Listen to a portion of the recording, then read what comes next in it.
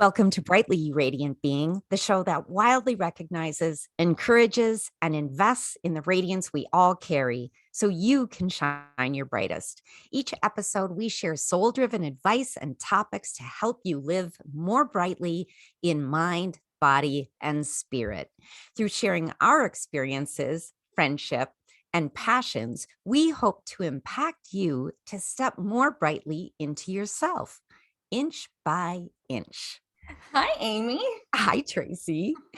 Okay, so I know I was gonna start the show with something completely different, but just a second ago, you said live more brightly in mind, body, and spirit. Mm-hmm. And it just struck me how absolutely terrifying that can be if you're not feeling that way. It's so funny. I didn't have that exact thought, but as I was reading it, I was also thinking to myself, wow, the topic today is like telling you to it's like we want to shove you off some cliff into this brighter self, right? Yeah, today's topic it's really aggressive, you guys. Like we're not here to inspire, we're here to make it happen for you. So, okay, well, let's just jump right in then. What is today's topic, since we both just had like an existential crisis during our introduction? Exactly. I want to talk about a leap of faith, but more precisely, a joyful, not aggressive, not somebody making you do it, a joyful leap of faith. You're not being chased. No, you aren't being chased. Although, no, that would be a horrifying leap of faith. And the thing that I want to just acknowledge, at least what comes up for me when I hear someone say, well, you have to take a leap of faith, or it's a joyful leap of faith. There's a part of me that gets so excited, ooh, a leap of faith. And it's joyful. And then there's this other part of me. In fact, just talking about it, I can feel it in my solar plexus going, that sounds really scary. And what's going to happen? And you don't know what you're doing. And oh my God, we're all going to die. How do you feel when you hear a joyful leap of faith? I'm real thankful my inner voice does not ever tell me we're all going to die. I don't know what I get done. I'm real impressed with any leap you've taken up until now. It makes me think about that Pixar movie. Is it Inside or where it's like all the emotions in your head? Yeah. And that, maybe that the anxious one just is not for these, joyful leaps of faith. No. So, I mean, for me, what I was thinking about, just in what you were sharing, is that it's really fun to think about and really terrifying to do, right? Yes. It would be great to daydream it and all the what ifs and isn't this wonderful? And then all of a sudden your ego gets involved, or the you that has to make things happen, and suddenly you're like, but it's not for me. Or it would never work. It's not for me. It's for that person on Instagram who quit their job and became a life coach, and now they live and work on the beach. Mm-hmm. And I mean, when we have those thoughts, especially about things we see on social media, we completely discount that they probably had that internal experience we just shared too, right? Yeah. That they didn't just wake up all of a sudden and go, yeah, I don't want to do this anymore. I'm going to do this instead. Not to say some people don't do that. But the majority of people, what's that quote? I mean, Brene Brown says it. I think Amy Poehler, Tina Fey, start before you're ready, right? Yes. You just got to do it. And believe me, I have done many starts before I'm ready. And I guess I never thought of those as a leap of faith. So thanks for that. Apparently, I've taken more leaps of faith than what I thought. What do you think is the difference between this confident decision and swift change versus, I'm going to have to take a leap of faith on this one? Well, I feel a leap of faith, there's so much more uncertainty, right? I just feel you have no idea what's on the other side, that you're not sure. You don't have any notion how to get there. You have no notion what's on the other side. You're not only thinking about what's on the other side, but also like, what are you leaving behind if you have to take this joyful leap of faith, or if it's set in front of you? Like, to take a leap of faith means that something else is left behind, right? And then then automatically I'm like, there's got to be grief involved in that. So, and maybe I just went way too down some rabbit hole of all the bad things about a leap of faith. And believe me, I still am all for leaps of faith. But I think what I started to think about too was, if you're leaping, there's a gap, right?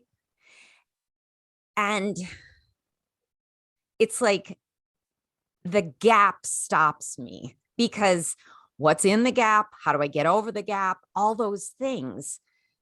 Yeah, How do I trust that I'm not going to fall in the gap, or even once I land, fall back? Right. So, what are some examples of leaps of faith then? So you brought up a big career change, right? Going from maybe what's well-known and established and respected and comfortable. I guess I had to do a dream job, right? That's something a lot of people are conflicted about, especially, people who started in the job market when staying with a company was a sign of loyalty and you were rewarded for it, right? So different generations might have a different concept of, going after a job, I feel like side hustle. For some reason, I feel like in my age group, we very much stayed with a company, right? I mean, I did stay with an organization, and I'm still there for a very long time. But the last job change, I switched divisions.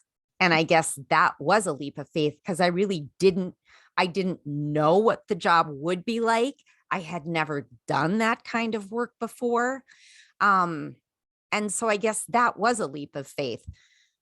The funny thing is, when I was writing the show notes, I thought about you, Tracy, and I thought, every time you go on a date, it's a leap of faith. I was just going to bring that up. We're so mind melded today. Right. For me, and for me, it's not even like a past relationship or hoping something would come back or anything. Like, the leap of faith is that this is going to be more worth it than the comfortability of sitting on my couch, right? or right, like, but the leap of faith is this person, not only, I don't even go to like, this person's not going to kill me, right? Which is a very real thing in today's dating market. But my leap of faith is just like, am I going to be interested enough in them for this to be worth the $30 I'm dropping on my beverage and my food today, right? Like, is this going to be worth the 4 hours I'm giving into it? Right. The faith part for me that comes in is, it's just like, well, if I don't take that leap, then I will never get that reward that I'm searching for of that relationship, right? And I think we call it a leap of faith just because it just seems like meeting people and establishing that connection just seems so random. And how the hell are people out here doing it? And how is it happening to people? Right. And so you have to do it. Yeah. I'm thinking about my middle child right now. And when I say child, I mean grown ass adult. He's made this decision. So he did decide on doing this thing, but it definitely is a leap of faith. He's applied for his passport. He's taken French lessons. He is looking for flights to France. He is going to fly to France, walk up to one of 2 or 3 Foreign Legion gates. Like, literally, you walk up to the gate, you knock on the door, they open it. You can no longer speak your native language. You tell them you're there to apply for the Foreign Legion, and that is it. And then who knows what happens for the next month. Wow. So that's a leap of faith. And he is extremely joyful about this at the moment. So So I I think guess, the joy comes from how ready you are for change, right? Like the excitement. right. Sometimes leaps of faith you have to take because you're pushed into a situation. Your work environment got toxic. You have to move. You have a health situation. You need to make an investment, right? So sometimes Yes. you're making a leap of faith because of choices you didn't make that forced you to make a choice, right? And you're hoping That's for the true. better. But then some things are kind of like what we were just talking about, where it's like, I'm embracing change and I'm really hoping the universe catches me and agrees with this thing that I want in my life and fosters me through it with grace and ease and no discomfort whatsoever. Right. Right. And you brought up the universe. You have to, I feel like, in situations like this, these kind of big external situations, you pretty much have to have some kind of trust in something higher than yourself, right? Universe, God, source, higher self, your guides, whatever. Like, if you don't trust that, like, how are you even doing it then? I'm not sure. But so yeah, just One, I mean, like faith is in the word, right? And or in the yes, phrase. And so it's about yes, trust. And it sounds like we've both brought up both external and internal things you have to trust about whatever yeah, taking. yeah. So let's talk about internal. As I was like writing or thinking about this topic, this joyful leap of faith, and how typically when we think of a leap of faith, we think of these big external things. But what if it was just like a leap of faith within and about yourself? So sort of like, it doesn't have to be, you know, quit my job, sell my house, but it could be something more like, I want to be like, how can, no, this is not coming out right. So for me, I think I'm thinking about if I could take a leap of faith about myself to be a different, or to act, or to show other people a different side of me, not be fake, but just let this other side be in charge instead of all the limiting beliefs be in charge. You mean Like, evolve and grow and demonstrate that to others? something like that. So, I mean, I feel like we talked about certain things that we've done that we realized were leaps of faith. I Sometimes for me, a leap of faith is just saying yes to, like you said, the date.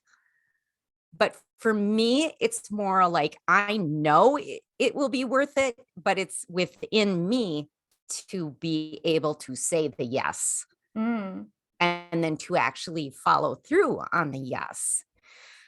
So I feel like it's like this. When we talk about trusting, it's like the trust fall with yourself. So I'm not sure what that would look like. Well, wait. I mean, we are the person we spend the most time with, which means we're also the person we break the most promises to. And promises Right. only we know about, so it feels like a secret. And so it can be really And I hard know to trust yourself to take action on things when you've seen yourself not follow through. Right. So what does it take? What does it take in order to make a leap of faith, whether it's external or internal? But maybe we start with a little mini internal. Like, what have you done that successfully? Done what? Taken a leap of faith successfully? Yes, internally, about yourself. Yes, I started a podcast with a friend before I was ready a few years ago. Damn it! Why do I forget about the thing that's like staring me in the face? This was a huge leap of faith, and it was a leap of faith. It was external and internal, wasn't It it? was. It So, absolutely was. And at the time, I mean, I think we spoke about it. Like I would have been just happy to just produce and organize your podcast, right? But part of what inspired us to do this at the time was during the isolation of 2020, we started weekly phone calls, and I just enjoyed talking to you every week. But then all of a sudden it was like, well, let's record it and let's have topics. And suddenly it was like, oh my God, we're bringing other people into this. And so I did have to internally trust myself that I don't just walk around saying disingenuous, idiotic, insulting, racist things, right? Like that just doesn't on a regular day come out of my mouth. So why would it suddenly? Because I'm recording myself, right? So I just had to trust that like I'm still going to be open enough to allow critique from others that come from a nice place and that help educate me and help me grow. But that also just know, like, you're not suddenly going to say a bunch of stuff that's going to hurt others, embarrass yourself, or ruin your life. Right. Right. And yet we also know, Tracy, that you hate to struggle in public. So that too. Yes. But I feel like the funny thing is I didn't worry about saying the wrong thing. And then that's not what I worried about. What did you worry about? Yeah. I worried about not having any, like, running out of ideas and not having anything valuable to share. And so, I'm not trying to say like, oh, it's, whatever, we're fabulous, but we've yet to run out of ideas. And we've heard from other people that they have found value. So for me, like where the trust piece, then that for that instance, because I had that thought too, was I just trusted myself enough to know I'm not just going to come on here and just continue to talk, right? That I would bring up and be like, I don't think we should be doing this anymore or doing it in this way. Right. So I was able to trust myself enough to know that I would recognize that and make a change. And I was okay with that change. And so that it made it easier to take the leap of faith. I think this is so funny because I hadn't even considered the podcast, writing the show notes. And the next section of the show notes is like crossing the gap, how to get over the gap. And you've already brought up one of the main things, that not only did you have sort of like this agreement with yourself, we created agreements with each other around the show and around what we're doing. Plus we have quarterly check-ins. We have we do have quarterly, don't we? Don't we do quarterly check-ins? We're supposed to. Well, right. So I think that's a huge point, is leaps of faith aren't always like, as they're shown in the movies, as like this huge life-changing decision that they make in the moment to just get on the train and just abandon their life. That honestly, most leaps of faith, you're considering in your head for quite a bit before you take it, whether, it's something with ending a relationship, starting a relationship, changing something with work, life, move, home, kind of, these big things that even if you weren't taking concrete steps or, research about it and making lists and plotting and planning, it's been toiling around in your head for a little while. And that's why you're because you've been second guessing it. And so I think for us, the leap of faith, that gap got smaller because we made it a concrete thing. We talked about pros and cons. We created a plan. We understood the losses that were at hand and we accepted the risks, right? And so I think that's where leaps of faith can get scary, is because people ignore the unknowns or ignore the conflict and the bad things in the back of their head, and then are surprised when they happen mid-leap, right?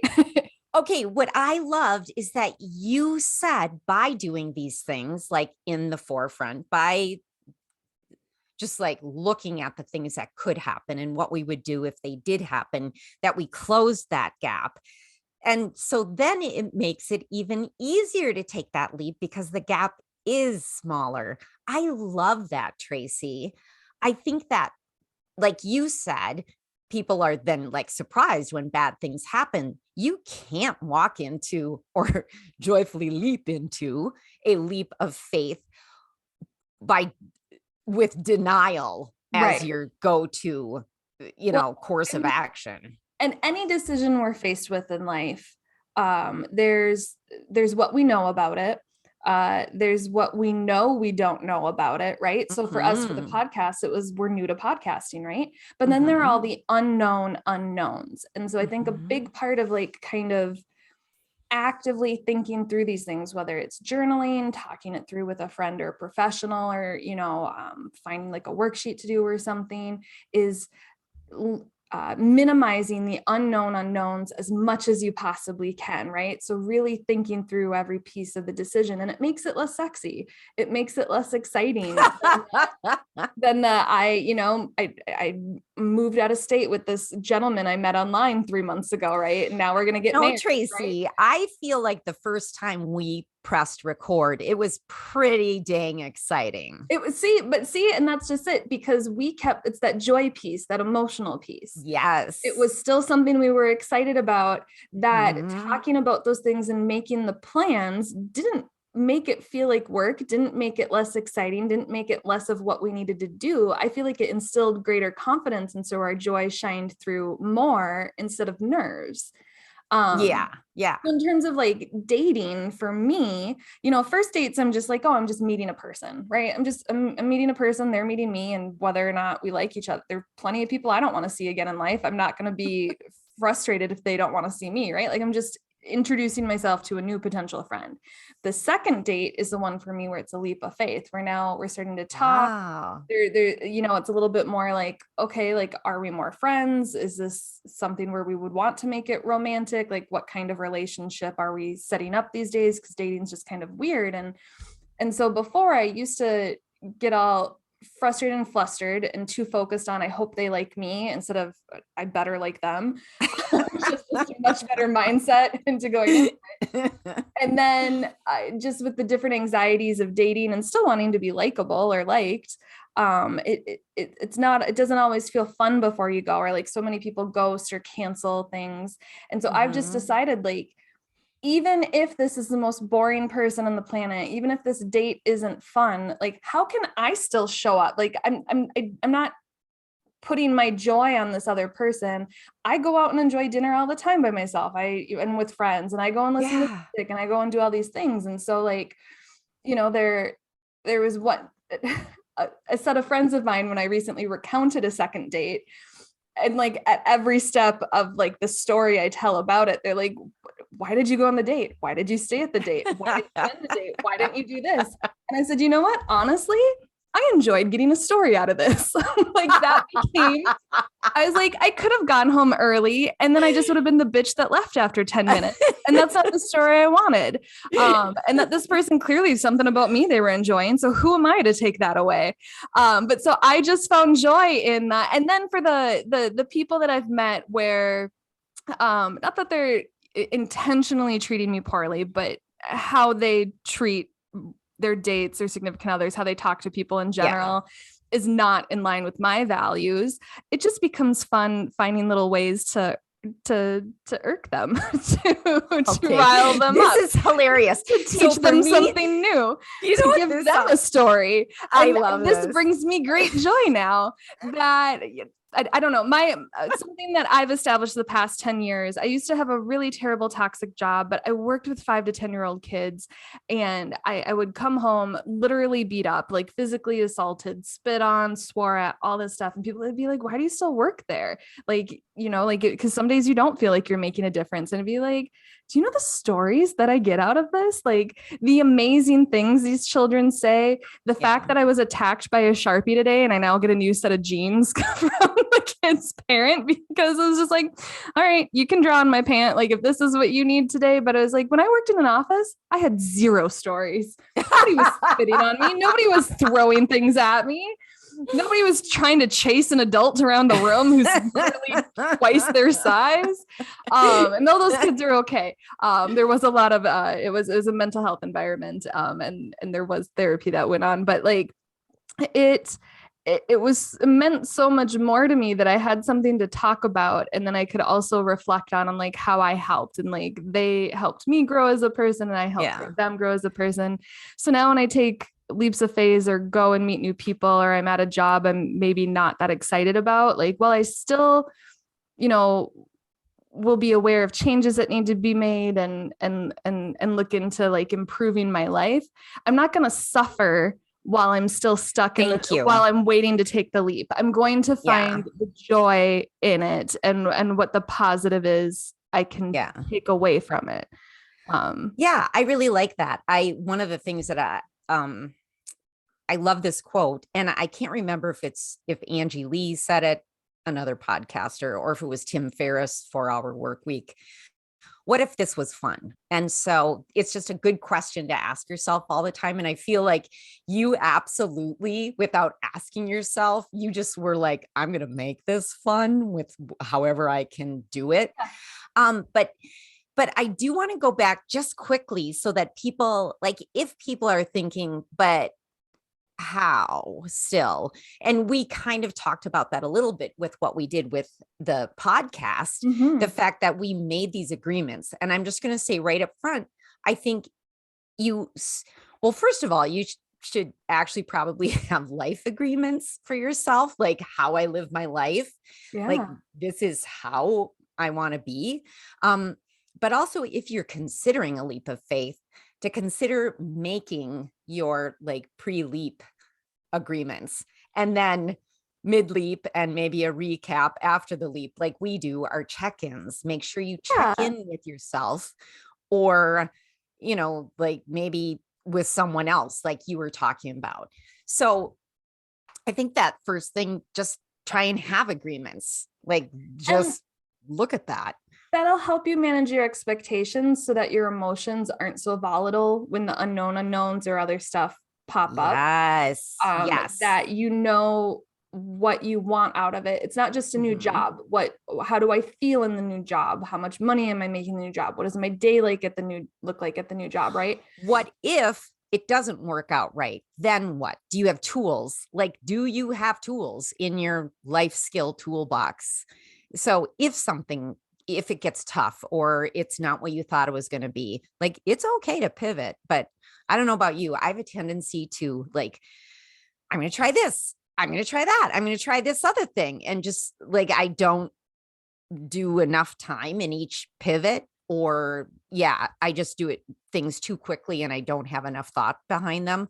So maybe an agreement for me would be like, it's okay to pivot, but you have to take this much time with whatever you've decided to do. So I know we talk about meditation a lot, but that's a great tool to have if something's not going right, or as a check-in with yourself. Grounding, you said, talking with, another person or a professional. Oh my gosh, it's so important. If you are uncomfortable doing that, some deep journaling and actually write things out. Like, ask yourself the tough questions and then journal about it.